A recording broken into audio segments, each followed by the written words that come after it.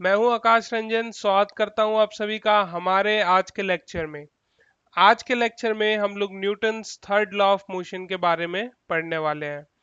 तो हमने जो प्रीवियस लेक्चर्स है उसमें फर्स्ट लॉ देख लिया, ठीक है। देन हमने सेकंड लॉ के बारे में भी पढ़ लिया। अब जो हमारा तीसरा लॉ है वो क्या कहता है उसको हम लोग आगे देखने वाले हैं। तो चलिए फटाफट स्टार्ट करते हैं। तो जो हमारा थर्ड लॉ है वो क्या कहता है कि the third law states for every action in nature there is an equal and opposite reaction, ठीक है। तो समझिएगा कहना क्या चाह रहे हैं, ठीक है। तो यहाँ पे फॉर एग्जाम्पल अगर आप किसी एक पेड़ को हिट कर रहे हैं, आप किसी एक पेड़ को क्या कर रहे हैं, हिट कर रहे हैं, ठीक है। जैसे लेट्स सपोज कि हमारा यहाँ पे एक पेड़ है, हमारा क्या है यहाँ पे एक पेड़ है, ठीक है। अगर आप यहाँ पे खड़े हैं और आप आते हैं और इस पे क्या करते हैं, पंच करते हैं, क्या करते हैं, पंच करते हैं। तो जब आप पंच करेंगे तो क्या होगा कि एक तो फोर्स आप लगा रहे हैं इस पे, ठीक है, और इसके रिएक्शन में जब आप पंच लगा रहे हैं तो चोट आपको भी लगेगी, ठीक है, चोट आपको भी लगेगी। तो वो जो फोर्स है वो कौन लगा रहा है, ये पेड़ लगा रहा है जो इसके अपोजिट डायरेक्शन में है। आपका फोर्स इधर की तरफ है, ठीक है। लेट्स सपोज मैं यहाँ पे एम नाम दे दे रहा हूँ उस फोर्स को, और जो ट्री से फोर्स आ रहा है उसको मैं टी नाम दे दे रहा हूँ, ठीक है। तो जो फोर्स हम लगा रहे हैं उसके अपोजिट डायरेक्शन से क्या आ रहा है, एक दूसरा फोर्स आ रहा है, ठीक है। अब इसी में बात आती है एक्शन रिएक्शन की, ठीक है। तो यहाँ पे दो वर्ड यूज हुए हैं, एक हुआ है एक्शन एंड दूसरा हुआ है हमारा रिएक्शन। तो एक्शन क्या होता है और रिएक्शन क्या होता है, तो जो आप कर रहे हैं उसे मैं क्या कहूंगा, एक्शन, क्या कह दूंगा, एक्शन, ठीक है। और जो ट्री फोर्स लगाएगा, जो फोर्स आप लगा रहे हो उसको मैं एक्शन कह रहा हूं, और जो फोर्स ट्री लगा रहा है उसको मैं क्या कह दे रहा हूं, रिएक्शन, क्या कह दे रहा हूं मैं उसको, रिएक्शन। क्लियर है। चलिए वही आगे लिखा हुआ है, if object A exerts a force on object B also exerts an equal and opposite force. ये बहुत ही ज्यादा इंपॉर्टेंट बात है कि जो दूसरा फोर्स आएगा, ठीक है, जिसपे आप फोर्स लगा रहे हैं, तो वो जो सामने वाला बंदा है वो भी क्या करेगा, फोर्स लगाएगा। तो इसको इस तरीके से भी समझा जा सकता है कि अगर दो लोगों की लड़ाई हो रही है, ये पर्सन वन है, ये पर्सन टू है, ठीक है, इन दोनों में लड़ाई तो नहीं होगी, लेकिन जब ये एक थप्पड़ मारेगा इसको तो इसके रिएक्शन में ये इसको तो लगेगा भाई बेइज्जती होगी, तो एक थप्पड़ ये भी मार देगा, ठीक है। तो आपने किया एक्शन तो उसने शो कर दिया रिएक्शन। और सेम आपके साथ भी हो सकता है, अगर आप चुपचाप खड़े हो आपको कोई मारेगा तो आपको आप शांति थोड़ी बैठोगे, है ना, आप भी एक थप्पड़ लगा देंगे, ठीक है। तो उसी टाइप से ये एक्शन रिएक्शन हमारा काम करता है। क्लियर।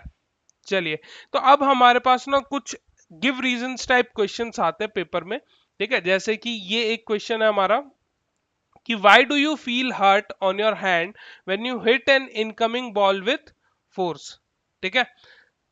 चलिए अब क्वेश्चन को हिंदी में तो नहीं बताऊंगा, अब ये तो समझ आ ही रहा है कि अगर कोई बॉल आ रही है उसको हम लोग मार दे रहे हैं अपने हाथ से तो हमें एक फोर्स लगता है, और जो जो हमें चोट भी पहुंचा सकता है। तो ऐसा क्यों होता है, तो ये देखिए क्या बोलते हैं, when you hit an incoming ball with a force the ball goes away due to the action of your hand, ठीक है। ऐसे समझिए ये बॉल है, ये आपकी तरफ आ रही है, ये आप है, आपने इसको हाथ से मारा, हाथ से मारा तो ये बॉल इस डायरेक्शन में चली गई, ठीक है। तो हुआ क्या कि आपने इधर की तरफ क्या किया, एक्शन, क्या किया, एक्शन। तो बॉल रिएक्शन में भी एक फोर्स लगाएगी, है ना। अब इसके पास भी तो कुछ फोर्स है, इसके पास भी तो कुछ मोमेंटम होगा, तो फोर्स होगा। तो वो फोर्स लग रहा है आपके हाथों पे, ठीक है, तो वो क्या है, एक रिएक्शन है, ठीक है। तो इसीलिए जो है आपको चोट लगती है, और जितनी ज्यादा स्पीड रहेगी उतना ज्यादा हमारा एक्सलरेशन होगा और उतना ही ज्यादा क्या होगा, फोर्स होगा, और जितना ज्यादा फोर्स होगा उतनी ज्यादा चोट भी लगने वाली है, ठीक है। तो चलिए ये तो क्लियर हो गया, आगे देखते हैं। Why does a rubber ball rebound when struck against a hard floor? तो ये हमारा फ्लोर है, मैं यहाँ पे एक बॉल है, कह रहे हैं कि अगर मैं इसको ड्रॉप करता हूं तो फिर क्या होता है, ठीक है, इसको मैं बोलूंगा फ्लोर, क्या बोल दूंगा, फ्लोर। ठीक है, तो ध्यान से देखिएगा होगा क्या। तो जब ये बॉल यहां पे आएगी, ये बॉल यहां पे आई, तो क्या हुआ, ये कुछ वेलोसिटी से आ रही होगी, तो कुछ फोर्स से स्ट्रक करेगी, यानी एक फोर्स इधर लग रहा है। और न्यूटन थर्ड लॉ से पता है हमें कि every action has an equal and opposite reaction. तो ये एक्शन में नीचे आ रहा है, तो ये जो फ्लोर है इसको रिएक्शन में क्या करेगा, ऊपर क्या करेगा, फोर्स लगाएगा। और जब ये फ्लोर जो है ऊपर की तरफ लगाएगा, तो क्या होगा यहाँ पे होगा कि ये बॉल रीबाउंड होगी। रीबाउंड मतलब उछल जाएगी, क्या हो जाएगी, उछल जाएगी। क्लियर, ठीक है, यानी नीचे आ रही थी, अब कैसे गई, ऊपर। अब फिर सेम चीज होगी, अब ऊपर गई तो अब एक हाईएस्ट पॉइंट रीच करेगी, वहां वेलोसिटी 0 होगी, एंड देन नीचे आना चालू कर देगी कुछ वेलोसिटी से। ठीक है, ये प्रोसेस तब तक चलता रहेगा जब तक ये बॉल जो है सर्टेन हाइट पे आके कहीं लास्ट में जाके रुक जाए। ठीक है, एकदम जब इसकी वेलोसिटी खत्म हो जाए। ठीक है, चलिए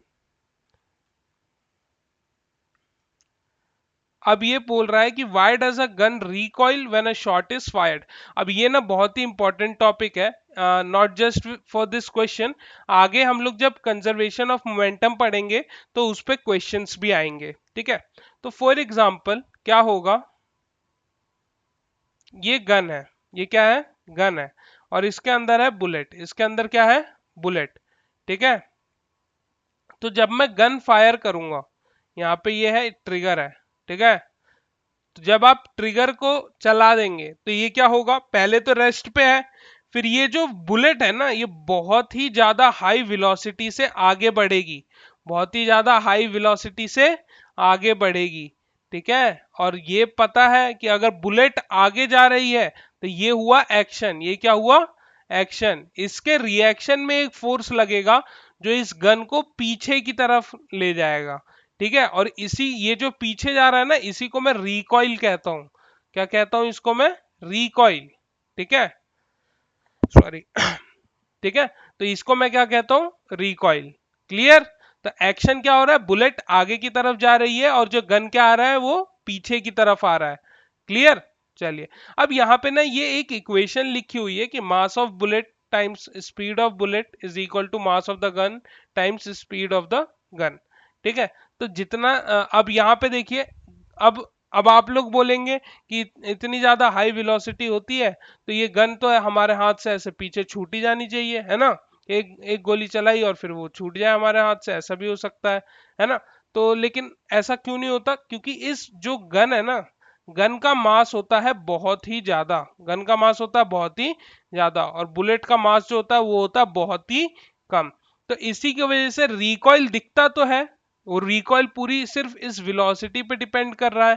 ठीक है, क्योंकि मास ऑफ द बुलेट बहुत ही कम होता है, बहुत ही कम होता है, कुछ ग्राम में होता है, और जो मास ऑफ गन होती है वो किलोज में होती है। तो आप समझ सकते हैं कितना लार्ज डिफरेंस है, इसी की वजह से रिकॉइल होता है लेकिन इतना नहीं होता है कि हाथ से गन छूट जाए। और इसीलिए ना जब गन शॉट की प्रैक्टिस कराते हैं अगर आर्मी वगैरह में है, ठीक है, तो क्या होता है, उनको बोला जाता है, लेट सपोज ये एक सोल्जर का शोल्डर है। ठीक है, उसने अपने हाथ में ना गन पकड़ी हुई है। ठीक है,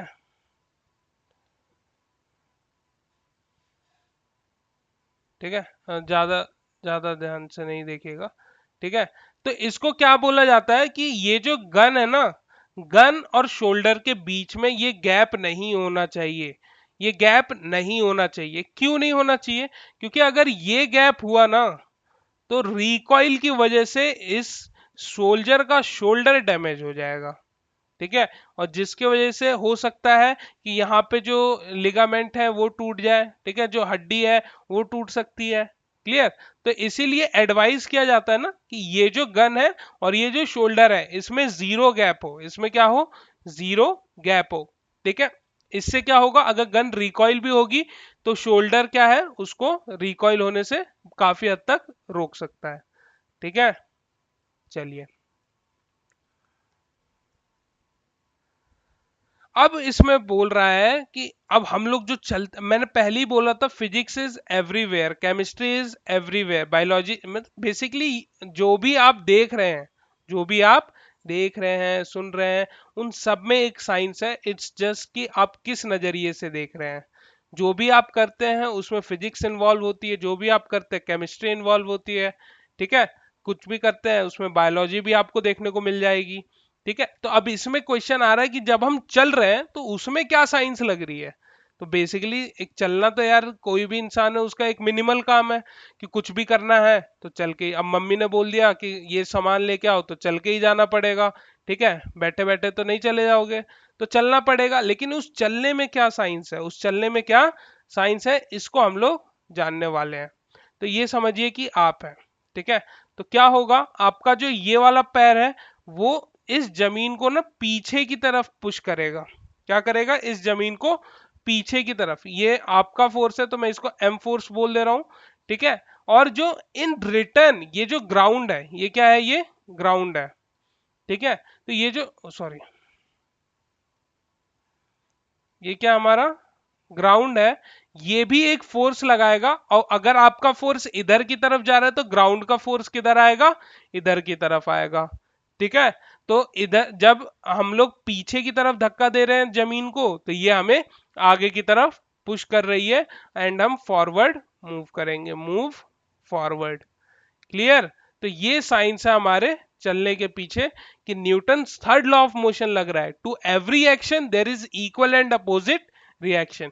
जब आप आंसर लिखेंगे तो लैंग्वेज यही होने वाली है, मैंने बस कंसेप्ट समझाया है। आप अपने रेफरेंस के लिए इमेज भी बना सकते हैं पेपर में, but the statement should be correct, the statement should be correct. Clear. चलिए, अब क्या रहा है, how do jet aeroplanes and rockets work. तो चलिए भाई इन्हें भी देख ही लेते हैं। क्या होता है कि लेट्स सपोज ये एक रॉकेट है, ये क्या है, एक रॉकेट है, ठीक है। तो अब ये रॉकेट कैसे उड़ेगी, तो सबसे पहले इसके नीचे फायर होगा, है ना। अब ये जो फायर है इसको क्या कर रहा है, जमीन में नीचे की तरफ फोर्स लगा रहा है, ठीक है। क्या कर रहा है, नीचे की तरफ फोर्स लगा रहा है। तो ये आर जो है ये फोर्स ऑफ रॉकेट है, ठीक है। तो वो जो जमीन है इसको कहां पुश करेगी, push towards upward, upward direction में क्या करेगी, पुश करेगी। तो मैं इसको ग्राउंड के लिए अगेन जी से डिनोट कर दे रहा हूं, ठीक है। तो इसीलिए ये जो आग है ये नीचे की तरफ फोर्स लगा रही है, ये क्या कर रही है, नीचे की तरफ फोर्स लगा रही है। तो इन रिटर्न जो इसको फोर्स मिल रहा है वो कैसा मिल रहा है, एक अपवर्ड फोर्स। कैसा मिल रहा है, एक अपवर्ड फोर्स, ठीक है। इसीलिए क्या होता है, ये उड़ पाते हैं। क्लियर। एंड सिमिलरली क्या होता है, जेट प्लेन्स में होता है।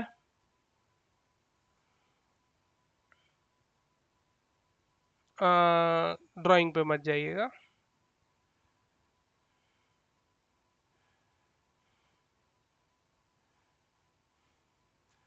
चलिए, जेट एरोप्लेन है तो इधर आगे मिसाइल के लिए भी लगा देते हैं ना, मिसाइल भी छोड़ सकते हैं ना। चलो, ठीक है। तो क्या होगा, इनके भी इधर क्या होती है, फायर, आग लगती है, ठीक है। तो जो यहाँ से आग निकलती है वो इस डायरेक्शन में होती है। कैसे होती है, इस डायरेक्शन में। इस जेट एरोप्लेन की क्या लगेगी, आग लगेगी। और ये इन रिटर्न क्या करेगा, इसको आगे मूव कराएगा, ठीक है। क्या हो रहा है, इधर फोर्स, एक फोर्स किधर लग रहा है, इधर की तरफ लग रहा है, टुवर्ड्स राइट। एंड ये क्या कर रहा है, एज अ रिएक्शन उसको आगे की तरफ मूव करा रहा है, ठीक है। तो वही इनको इंग्लिश में लिखा हुआ है, the fuel is burn to produce a large quantity of hot gases, these hot gases comes out of a nozzle. अब ये जो एक नोजल यहाँ पे है और जेट पैक के लिए पीछे की तरफ होगा, ठीक है।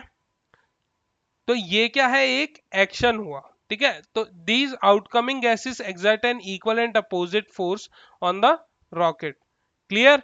तो अब ये क्या होगा, मूवमेंट में हेल्प करेगा, मूवमेंट में क्या करेगा, हेल्प करेगा। क्लियर। चलिए, अब ये देखिए, ये क्वेश्चन क्या कह रहा है कि वाई डज अ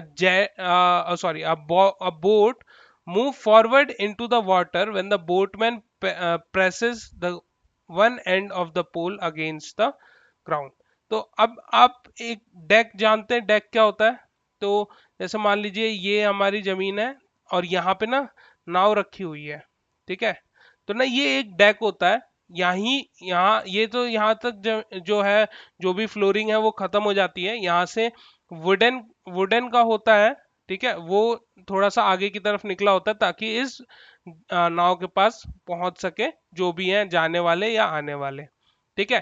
तो क्या कह रहा है कि why does a boat move forward into the water when one, ठीक है? अब कह रहा है कि जब हम लोग सॉरी जो बोटमैन होता है वो इस पे पांव रखता है तो ये आगे की तरफ क्यों बढ़ जाता है?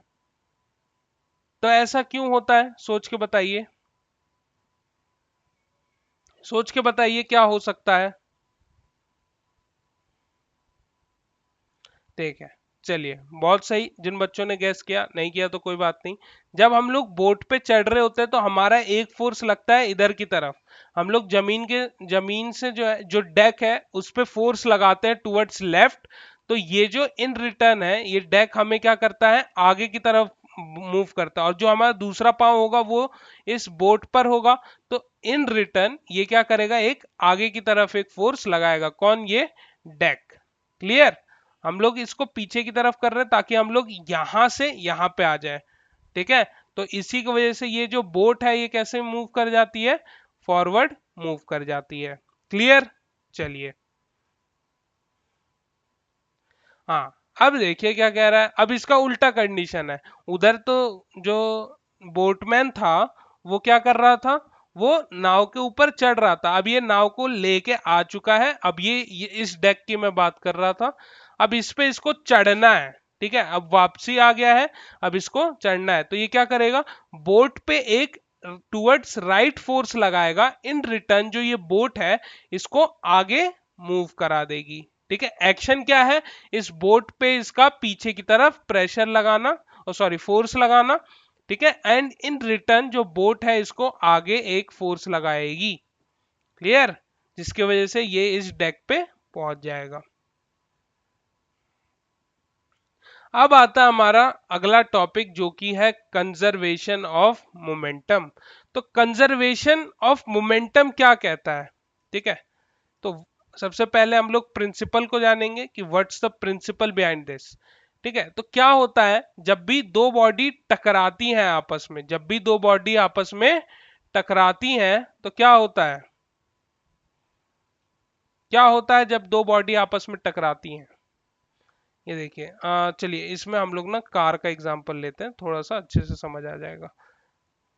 ये एक कार है, ठीक है?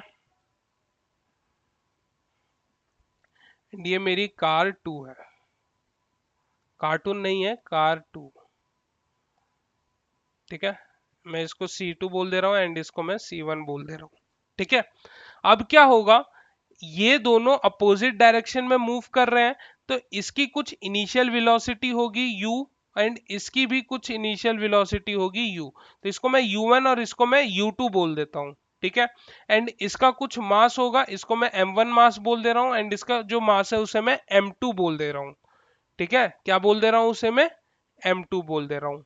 तो कंजर्वेशन ऑफ मोमेंटम क्या बोलता है कि जिस मोमेंटम से ये लोग आपस में कोलाइड करेंगे, मतलब आपस में टकराएंगे, तो उसी मोमेंटम से ये पीछे की तरफ जाएंगे, ठीक है? यानी पहले तो इनमें टक्कर होगी। अब आप इमेजिन कीजिए कि जब दो कार आपस में टकराएंगी तो क्या होगा। तो पहले वो दोनों आपस में आएंगी इधर इधर अपोजिट डायरेक्शन में, लेकिन जब टक्कर हो जाएगी तो क्या होगा, एक कार इधर की तरफ जाएगी एंड एक कार इधर की तरफ, ठीक है? अब वो अलग बात है, अब इसमें भी अलग अलग केसेस आ जाते हैं, लेकिन जो केसेस आएंगे वो आपको 11th क्लास में पढ़ने हैं, यहाँ पे नहीं पढ़ने हैं, ठीक है? तो इस इधर आपको सिर्फ एक ही केस पढ़ना है, क्या कि टक्कर हुई एंड वो क्या करेंगे, अपोजिट डायरेक्शंस में मूव कर जाएंगे, ठीक है? तो बस इतना आपको समझना है अभी। तो जब ये अपोजिट डायरेक्शन में मूव करेंगे तो इनका मास तो चेंज नहीं होगा, मास m1 और m2 ही रहेगा। लेकिन जिस वेलोसिटी से ये लोग टकराए हैं वो वेलोसिटी चेंज हो जाएगी। तो इस वाले के लिए मैं v1 डिनोट कर दूंगा एंड इसके लिए मैं v2 डोनेट कर दूंगा। ठीक है, तो और इसमें जो हमारा प्रिंसिपल क्या कहता है कंजर्वेशन ऑफ मोमेंटम का, कि अगर दो ऑब्जेक्ट टकरा रहे हैं, दो ऑब्जेक्ट टकरा रहे हैं, तो क्या होगा कि उनका इनिशियल मोमेंटम, ठीक है, combined initial momentum, combined initial momentum will be equal to combined है ये, फाइनल मोमेंटम। क्लियर है? Combined initial momentum is equal to combined final momentum.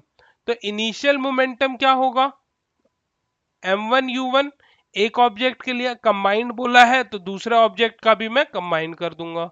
And final momentum वो भी क्या है, कंबाइंड है, तो एक का तो m1 v1 हो जाएगा एंड दूसरे के लिए m2 v2 हो जाएगा। अब यही एक फॉर्मूला है जिसके ऊपर हमारे एक न्यूमेरिकल को आना तो बनता ही है। ठीक है, हाफ ईयरली हो, यूनिट टेस्ट हो, अगर ये चैप्टर आ रहा है तो एक न्यूमेरिकल का क्वेश्चन यहां से जरूर पूछेगा।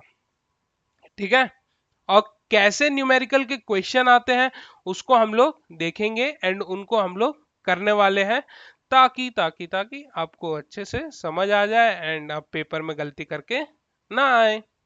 ठीक है, चलिए, तो पहला क्वेश्चन क्या कहता है हमारे पास कि find the recoil velocity of a gun having mass. अब देखिए, सबसे पहले न्यूमेरिकल करने का ना एक तरीका होता है। अब वो जो तरीका है उसके लिए मैंने एक पूरी डेडिकेटेड वीडियो बना रखी है, तो आप जाके हमारे पेज पे उसको चेकआउट कर सकते हैं कि कैसे हम लोग एक न्यूमेरिकल को टैकल करें। ठीक है, क्या क्या चीजें हैं, क्या क्या स्टेप्स हैं जो फॉलो करने होते हैं। तो बेसिकली सबसे पहले हमें लिखना होता है गिवन। क्या लिखना होता है, गिवन। अगर पिक्टोरियल रिप्रेजेंटेशन बना सकते तो गुड इनफ, लेकिन इधर इस वाले केस में रिक्वायर्ड नहीं है, इस चैप्टर में रिक्वायर्ड नहीं है, तो हम लोग नहीं बनाएंगे। ठीक है चलिए, तो हमें रिकॉइल वेलोसिटी बतानी है, किसी एक गन की रिकॉइल वेलोसिटी बतानी है जिसका मेरे पास मास। अब देखिए, जो ऊपर हमारा फॉर्मूला था वो m1 u1 plus m2 u2 plus sorry is equal to m1 v1 plus m2 v2। तो हमारे पास बेसिकली हमारे पास 6 जो क्वांटिटी है वो चाहिए होती हैं। ठीक है, अगर हमारे पास ये चीजें पता है कि हमें क्या निकालनी है तो हमारा क्वेश्चन हो जाता है आसान। ठीक है, तो यहाँ पे m1 जो है मैं गन के लिए यूज कर रहा हूं, तो ये 5 kg हो जाएगा। तो अब ये मैंने अगर m1 5 kg ले लिया तो u1 और v2 सॉरी v1 क्या हो जाएगा, यहाँ पे क्या हो जाएगा, m1 और v1, यहाँ पे m1 v1 हो जाएगा initial velocity of the gun and final velocity of the gun after the recoil. ठीक है, तो u1, अब कभी भी आप इसका क्वेश्चन करें तो क्या सबसे पहले तो ये जो क्या बोलते हैं अपना ग्राम में है तो इसे केजी में कन्वर्ट करेंगे, तो डिवाइड बाय 1000 तो 0.025 आ जाएगा। ठीक है, एंड अब आप लोग क्या करेंगे, क्या करना है आपको, इनिशियल वेलोसिटी को हमेशा लेंगे जीरो। हमेशा क्या लेना है आपको, जीरो। किस केस में, रिकॉइल। किस केस में, रिकॉइल ऑफ द गन जब बात हो। ठीक है, तो जब आपको गन वाला क्वेश्चन आए तो उसमें हमेशा इनिशियल वेलोसिटीज को जीरो पे लेना है। क्यों, क्योंकि मैंने आपको पहले ही बताया था कि अगर कोई भी गन है, लेट्स सपोज ये गन है, ठीक है, इसके अंदर बुलेट है, इसके अंदर क्या है, बुलेट है, तो जब तक ट्रिगर नहीं दबाऊंगा तब तक ये रेस्ट पे रहेगा और ये जो गन है ये भी रेस्ट पे ही है। ठीक है, मूवमेंट कब आएगी, जब ट्रिगर दबेगा। ठीक है, तो जब ट्रिगर दब गया तो ये जो बुलेट की वेलोसिटी है वो हो जाती है भाई 500 मीटर पर सेकेंड। ठीक है, अब यहां पे हमें बताना है कि इसकी क्या वेलोसिटी होगी, गन की क्या वेलोसिटी होगी। तो जब आपने इतना लिख लिया है तब आपको दूसरी चीज जो न्यूमेरिकल करते टाइम ध्यान रखनी है वो रखनी है कि फॉर्मूला क्या है। तो वी नो, हमें पता है क्या पता है कि m1u1 plus m2u2 is equal to m1v1 plus m2v2। ठीक है, तो अब ये तो पूरा मामला ही जीरो हो जाएगा, ये जीरो हो जाएगा, ये जीरो हो जाएगा। हाँ या ना? क्यों जीरो होगा? क्योंकि इनिशियल वेलोसिटी जीरो है, तो जीरो से कुछ भी मल्टीप्लाई होगा तो जीरो आएगा, एंड जीरो में कुछ भी, जीरो में अगर जीरो ऐड कर दूं तो वो क्या होगा? जीरो ही रहने वाला है। तो इसको मैं टोटली क्या लिख दूं? जीरो ही लिख देता हूं पहले ही, है ना? Zero is equal to m1 कितना है मेरा? 5 kg। v1 कितना है? नहीं पता, तो मैं v1 को v1 लिख दे रहा हूं, प्लस, एक सेकेंड इसको थोड़ा ठीक से लिख देते हैं, v1 प्लस m2 कितना है? 0.025, एंड इसकी वेलोसिटी कितनी है? 500। तो यहाँ पे हटा दीजिए, ये 1000 आ जाएगा, है ना? कैंसिल करना है आपको, दो जीरो से दो जीरो आप खा जाइए, है ना? और उसके बाद कितना हो जाएगा? 5v1 प्लस, अब इनको ना मल्टीप्लाई कीजिए तो 25 टाइम्स 5 क्या हो जाएगा मेरा? क्या हो जाएगा? जरा सोच के बताइए कितना हो जाएगा ये। या फिर ना सबसे बढ़िया बताऊं क्वेश्चन करने का तरीका, यहाँ पे मुझे तो 5 कॉमन दिख ही रहा है ना। कैसे दिख रहा है दिखाऊं? ये देखिए, यहाँ पे 5 है, प्लस ये जो ये एक फर्स्ट हमारा टर्म हो गया, जो सेकंड टर्म है उसमें एक 5 मल्टीप्लाई में भी है, तो बेसिकली मैं 5 को ले लेता हूँ कॉमन। क्या ले लेता हूँ? कॉमन। तो जब मैं 5 को कॉमन ले लूंगा, ठीक है, बाद बाद में तो मुझे डिवाइड तो करना ही पड़ता ना 5 से, तो मैं पहली कॉमन ले ले रहा हूँ। तो यहाँ पे मेरे पास 2.5 बच जाएगा। क्या बच जाएगा? 2.5। ये रहा जीरो। तो अब जीरो से 5 को डिवाइड करूंगा तो जीरो ही मिलेगा, तो ये v1 प्लस 2.5 आ गया। तो v1 इज इक्वल टू क्या हो जाएगा? -2.5 मीटर पर सेकेंड। अब ये माइनस क्या डिनोट करता है, कौन बता सकता है मुझे कि हमारे आंसर में माइनस क्यों आया? अगर ये माइनस आया तो क्या मेरा आंसर गलत है या सही है? ये कौन बता सकता है मुझे कि ये माइनस सही है या गलत है? अगर सही है तो क्यों, और गलत है तो क्यों? कमेंट सेक्शन में जाइए, अपना ओपिनियन दीजिए। चलिए, आपने अपना अपना ओपिनियन दे दिया होगा। अब देखते हैं कि सही रीजन क्या है इस माइनस के आने का। तो सबसे पहली बात कि हमारा सवाल आंसर जो है वो सही है, यानी आंसर 110% सही है।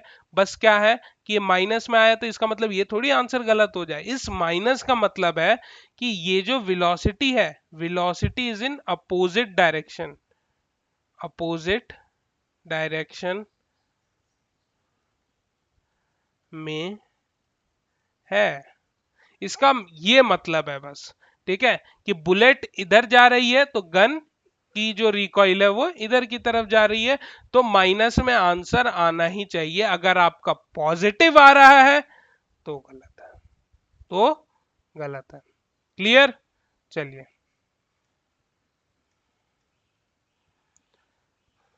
अरे क्वेश्चन टू कहाँ गया? चलिए, मिस टाइपिंग हो गई है लग रहा है यहाँ। क्वेश्चन टू ये रहा, चलिए यहाँ पे क्वेश्चन टू करते हैं। अब जो क्वेश्चन टू है ना, इसका सोल्यूशन तो भाई आप लोग करेंगे।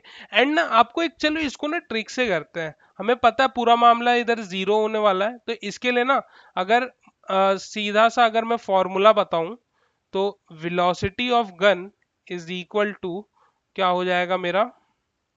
माइनस टाइम्स ऑफ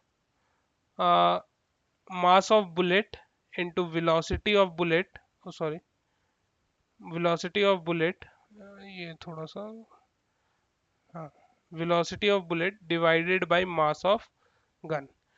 इस फॉर्मूले से आप ना इस रिकॉइल के क्वेश्चन का, किसी भी टाइप का क्वेश्चन आ जाए, लेकिन मतलब किसी भी टाइप का, ये गन और बुलेट का ही क्वेश्चन होना चाहिए, आप इस फॉर्मूले से कर सकते हैं। 110% आपका आंसर मैच हो जाएगा। तो आप सॉल्व कीजिए इसको नॉर्मल तरीके से। एंड हाँ, पेपर में यूज नहीं करना ये तरीका। क्यों? क्यों नहीं करना? क्योंकि मैम नंबर काट लेंगी, और हमें क्या करना है? स्कोर को अपने हाई करना है, स्कोर को अपने हाई करना है, तो मैडम के हिसाब से तो चलना पड़ेगा। क्लियर? तो मैडम कहेंगे फॉर्मूला कहाँ है, फॉर्मूला के आधे नंबर काट लो, है ना? गिवन नहीं लिखा, आधे नंबर उसके काट लो। तो इसका मतलब ये जो फॉर्मूला है ये इट्स ऑफ नो यूज।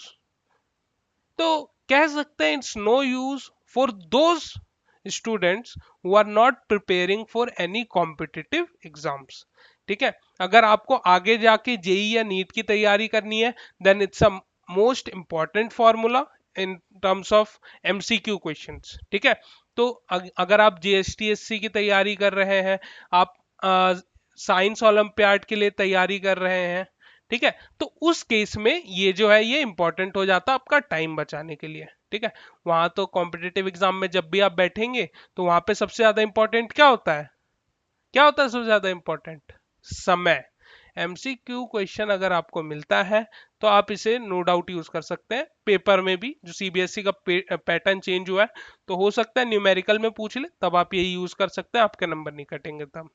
ठीक है, लेकिन अगर न्यूमेरिकल आता है 3 मार्क्स का, इससे कम नहीं भी आता है, ठीक है, 2 या 3 मार्क्स का तो गारंटी है कि आएगा ही आएगा इस पे से एक न्यूमेरिकल। तो अच्छे से प्रैक्टिस कीजिए एंड सॉल्व कीजिए। तो यहाँ पे सॉल्व करते हैं तो अब बुलेट ऑफ मास 5 ग्राम, तो बुलेट का मास है 5 ग्राम, तो माइनस 0.05, 0.005 होगा, सॉरी 0.05, 1000 से डिवाइड करेंगे ना। Is fired from a pistol of 1.5 kg। ठीक है, इफ द रिकॉइल वेलोसिटी कितनी है हमारे पास, 1.5 metre per second. Recoil velocity है तो मैं इसको कैसे लूंगा, नेगेटिव ले लूंगा। क्लियर? अब ये तो सोचने वाली बात है ना कि रिकॉइल हो रहा है तो पीछे की तरफ जा रही है, यानी वेलोसिटी नेगेटिव हो जाएगी, वेलोसिटी क्या हो जाएगी, नेगेटिव हो जाएगी। ठीक है, चलिए, एंड हमारे पास ए वेलोसिटी ऑफ बुलेट हमें बताना होगा ऑब्वियसली, है ना। चलो, तो अब क्या हो जाएगा, माइनस से माइनस को उड़ा देंगे। ठीक है, एंड क्या हो जाएगा, ये 15 स्क्वायर कितना होता है, 1.5 है ना, तो बेसिकली ये 2.25 divided by 0.005 is equal to velocity of bullet. तो अब आपको क्या करना है, सिंपली इसको सॉल्व कर देना है। क्या कर देना है, सिंपली इसको सॉल्व।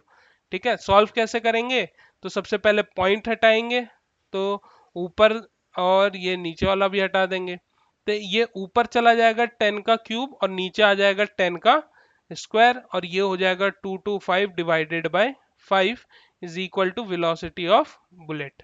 ठीक है, तो इससे ये वाला मामला पूरा पूरा खत्म, एंड ये 45 टाइम्स में कैंसिल आउट हो जाएगा, यानी वेलोसिटी ऑफ बुलेट कितनी है, 450 मीटर पर सेकंड। अरे सर, इतनी हाई आंसर आ रहा है, इतनी हाई न्यूमेरिकल वैल्यू आ रही है, इज इट पॉसिबल?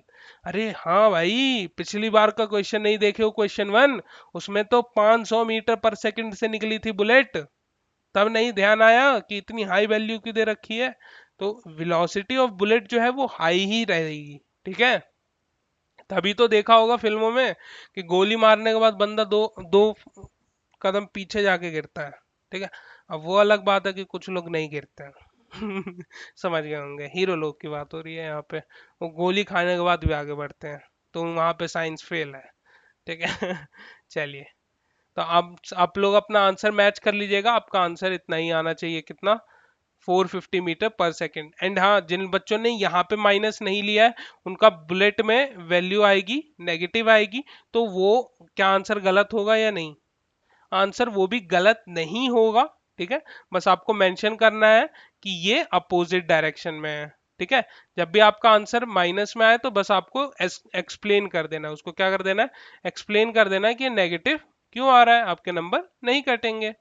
ठीक है, चलिए, अब यहाँ पे इसके सॉल्यूशन पे देखते हैं कि a boy of mass 50 kg, ठीक है, रनिंग विद अ वेलोसिटी इतना। ठीक है, तो ये हो जाएगा हमारा m1, ये हो जाएगा हमारा u1। ठीक है, he jumps over a stationary cart, stationary cart मतलब u इज 0 एंड ये मेरा मास 2 है, initial velocity of second object is 0। Find the velocity of the card after jumping off boy. ठीक है, जब वो बॉय उस कार्ट पे जंप कर जाएगा तब क्या होगा। तो यार थोड़ा सा ना पिक्टोरियल रिप्रेजेंटेशन से समझते हैं। ये ना एक कार्ट है, ठीक है, और ये, अरे टेम्पल रन वाला गेम याद कर लो यार, क्या याद कर लो, टेम्पल रन 2, ठीक है, 2 3 4 जो भी आप खेलते हो या खेला हो कभी, ठीक है। तो क्या होता है, ये बंदा भाग रहा होता है एंड कार्ट आता है एक, तो ये क्या करता है, वो इस पे जंप करता है, एंड ये जो बंदा है जब इस पे जंप कर जाता है तो क्या होता है, ये और ये बन जाते हैं एक बॉडी, और ये एक साथ मूव करते हैं, अगर आपको ध्यान हो तो। ठीक है, क्या होता है, जब ये बंदा भागते हुए इस कार्ट पे आ जाता है तो ये जो कार्ट है ये भी आगे बढ़ता है, एंड ये जो बंदा है ये भी आगे बढ़ता है, तो इनकी कंबाइंड वेलोसिटी को मैं v मान लेता हूं। ठीक है, अब यहाँ पे v1 v2 का केस नहीं आएगा, क्यों, क्योंकि दोनों की फाइनल वेलोसिटी हो जाएगी सेम, फाइनल वेलोसिटी क्या हो जाएगी, सेम। तो इस बंदे के लिए m1 कितना दे रखा है मेरा 50 kg, एंड u1 कितना दे रखा हुआ है 2 मीटर पर सेकेंड।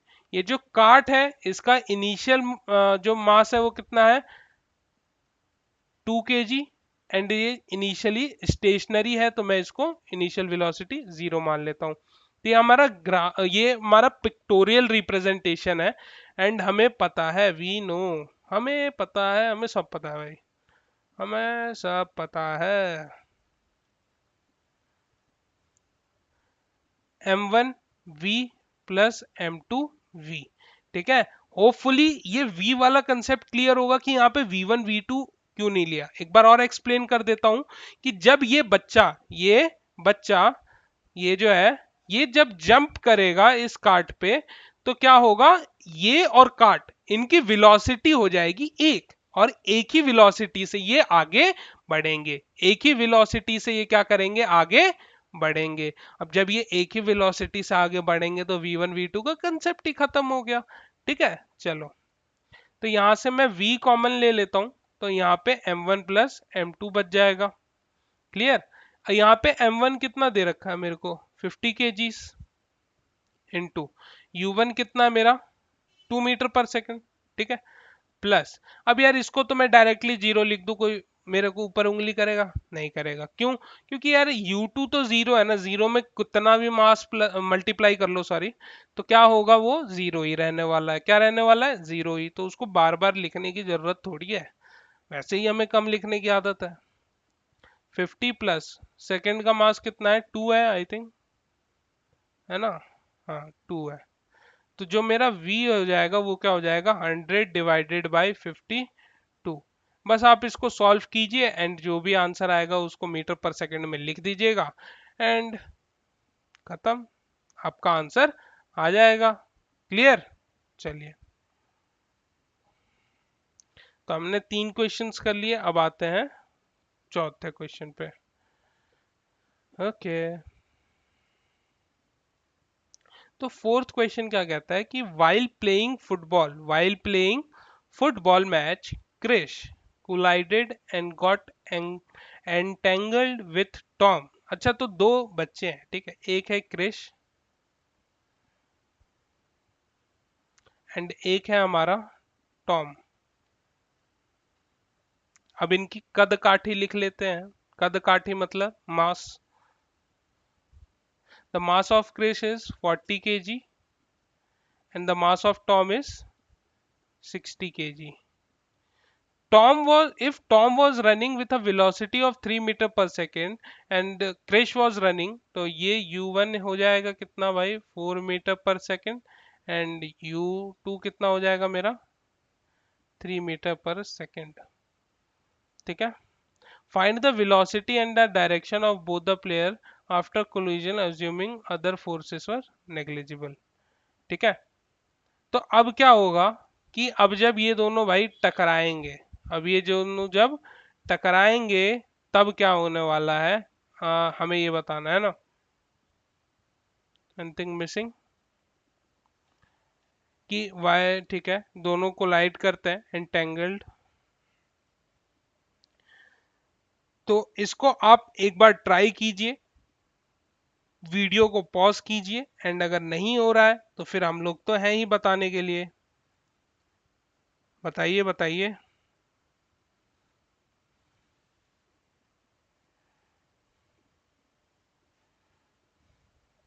हम्म।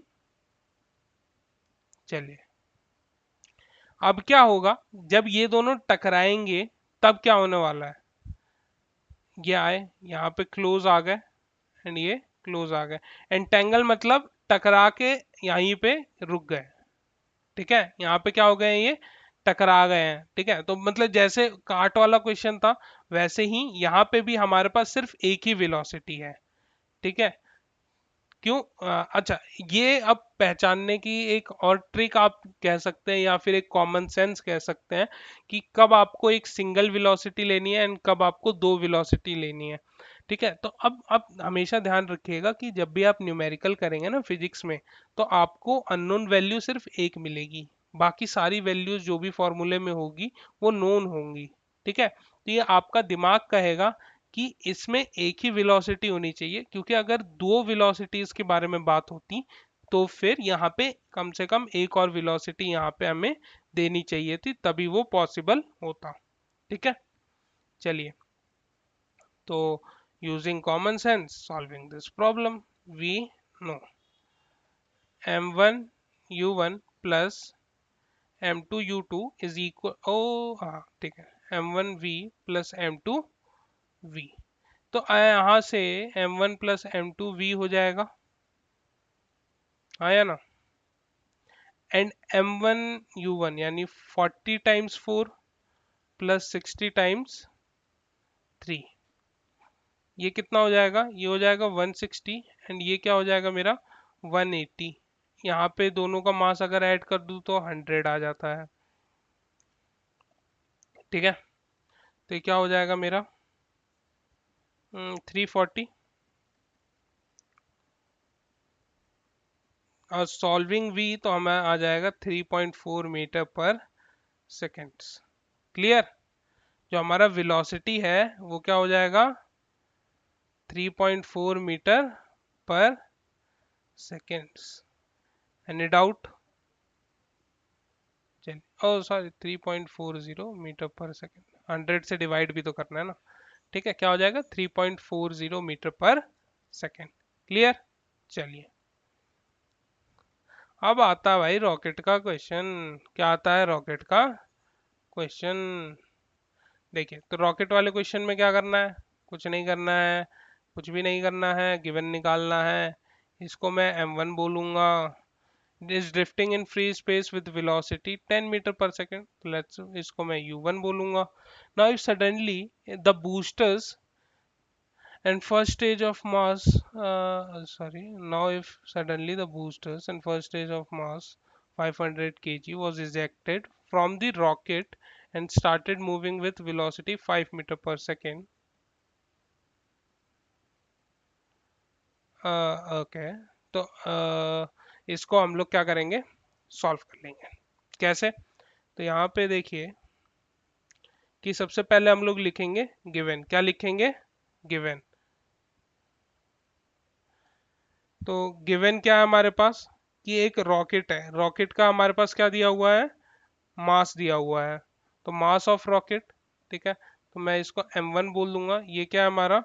1000 kg है। 1000 क्या है? kg है। ठीक है,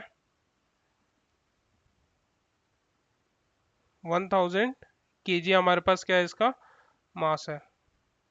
ठीक है, एंड जो हमारा दूसरा है m2, वो कितना है हमारा? 500 kgs है। ओ सॉरी, ये 1000 है, 100 नहीं है। ये क्या हमारा? 500 kgs है। क्लियर? अब यहाँ पे u1, u1 कितना है मेरा? 10 मीटर पर सेकेंड, आया ना? 10 मीटर पर सेकेंड। ठीक है, अब जो है ना, यहाँ पे अगर मैं बात करूं u2 की, तो ये इनिशियली जो इजेक्शन से पहले उसकी कोई वेलोसिटी थोड़ी थी, तो मैं उसको क्या लूंगा? जीरो लूंगा। तो यहाँ पे जो इजेक्शन की वैल्यू है वो दे रखी है, कितनी है हमारे पास? कितनी दे रखी है? 5 मीटर पर सेकेंड, एंड ये हमारे पास वैल्यू अननोन है। तो क्लियर है, हम लोग सॉल्व कर सकते हैं इसको, हाँ या ना? कि हमारे पास सब कुछ दिया हुआ है, बस एक ही अननोन क्वांटिटी है, तो उसको मैं फटाफट क्या कर लूंगा? सॉल्व कर लूंगा। m1 u1 plus m2 u2 is equal to m1 v1 plus m2 v2। तो m1 u1 कितना हो जाएगा 1000 इंटू 10 प्लस ये तो पूरा जीरो हो जाएगा तो जीरो ही लिख दूंगा। m1 कितना है मेरा again 1000 times v1 plus 500 into 5। ठीक है 500 इंटू 5। तो यहाँ पे हमारा है 1000 इंटू 10 इज इक्वल टू, यहाँ से अच्छा कॉमन निकाल सकते हैं क्या? अगर मैं यहाँ से 500 कॉमन निकाल लूँ तो मेरे पास क्या बचेगा यहाँ पे 2 बच जाएगा, 2 times of v1 plus 5। Clear? And यहाँ पे आप कैंसिल आउट कर दीजिए दो जीरो से, दो जीरो, एंड 5 से इस 10 को कैंसिल आउट कर दीजिए 20 टाइम्स में। तो 20 इज इक्वल टू क्या बच जाएगा 2 टाइम्स ऑफ v1 प्लस 5। ठीक है तो ये इधर प्लस में इधर आएगा तो क्या हो जाएगा माइनस, क्या हो जाएगा माइनस। तो 2 times of v1 is equal to 20 minus 5 is equal to 15, है ना? तो v1 कितना हो जाएगा 7.5 मीटर पर सेकेंड। ठीक है यही हमारा क्या हो जाएगा आंसर हो जाएगा। कोई डाउट? हाँ या ना? फटाफट बताइए।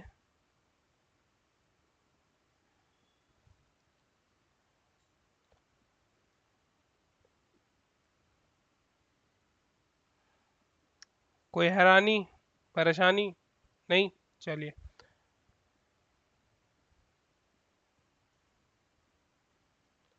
आगे बढ़ते हैं अपने अगले क्वेश्चन पे।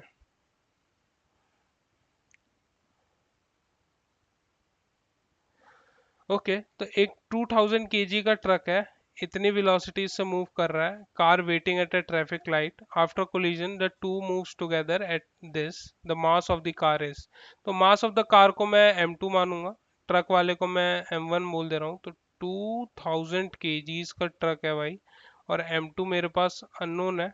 ठीक है यही तो हमें निकालना है। मूविंग, ये इसकी इनिशियल वेलोसिटी है 10 मीटर पर सेकेंड, और ट्रैफिक लाइट पे रुकी हुई कार है तो उसका 0 मीटर पर सेकेंड होगा इस। ठीक है v नहीं, v1 v2 नहीं होगा, v होगा सिर्फ 8 मीटर पर सेकेंड। तो अब जो हमारा फॉर्मूला बनेगा, अब by conservation of momentum we know, क्या पता है हम लोगों को कि m1u1 plus m2u2 is equal to m1v1 plus m2v2। m1 कितना है मेरा 2000 kgs इंटू 10 प्लस ये तो पूरा जीरो हो जाएगा। m1 कितना है मेरा, व्हाट इज m1? m1 भाई m1 कितना है 2000 kgs into v1, oh sorry v1 sorry v2, v1 v2 नहीं होगा यहाँ पे v ही होगा। तो यहाँ पे मैं इसको क्या कर देता हूँ डिलीट।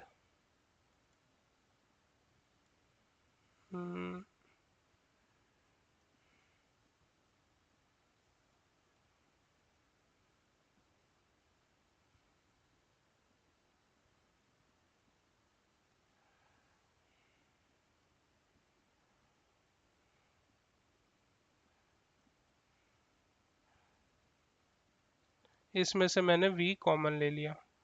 2000 प्लस m2 कितना है मेरा नहीं पता, यही तो निकालना अननोन वैल्यू है, टाइम्स v। ठीक है तो ये कितना हो जाएगा 2000 इंटू 10 इज इक्वल टू, और v हमारे पास है ना, v हमारे पास है 8। तो ये कितना हो जाएगा 2000 into 8 plus 8 times of m2। ठीक है तो आपको क्या करना है, इसको बस सिंपली सॉल्व कर देना है ना? सॉल्व कैसे करेंगे? अच्छा यहाँ पे कैंसिल आउट हो सकता था क्या? चलिए ये ना एक स्टेप हम लोग पीछे आते हैं, इसको पूरे से मल्टीप्लाई नहीं करेंगे, कैंसिल आउट करेंगे हम क्या करेंगे कैंसिल आउट। ठीक है सबसे पहले 4 के टेबल से इसको काटूंगा, 4 5 जा 20, तो 500 बच गया इधर, एंड 4 2 जा 8। अब 2 के टेबल से इसको काट दूंगा मैं 5 टाइम्स में, तो कितना बच जाएगा ये मेरे पास, 2500 is equal to 2000 plus M2। तो M2 कितना आ जाएगा मेरा, 2500 माइनस 2000 विच इज 500 kgs की क्या है भाई, वो कार है, आया ना, क्या है, 500 kgs की कार है, मास of the car, mass of car. Clear, आया ना। चलिए, अब ये जो क्वेश्चन नंबर 7 है, ये रहा आपके लिए होमवर्क, ठीक है, इसको करिएगा एंड अपना आंसर कमेंट सेक्शन में जरूर भेजिएगा, एंड हाँ, इसको करके ही उठिएगा, करके ही वीडियो को बंद कीजिएगा, ठीक है। चलिए, और अगर नहीं होता है तो आप कमेंट सेक्शन में बताइएगा, इसका सही आंसर हम लोग प्रोवाइड कर देंगे। क्लियर, चलिए, तो आज के लिए बस इतना ही, इसी के साथ ये चैप्टर होता है हमारा फिनिश। मिलते हैं आपसे नेक्स्ट चैप्टर के साथ, तब तक के लिए कीप प्रैक्टिसिंग।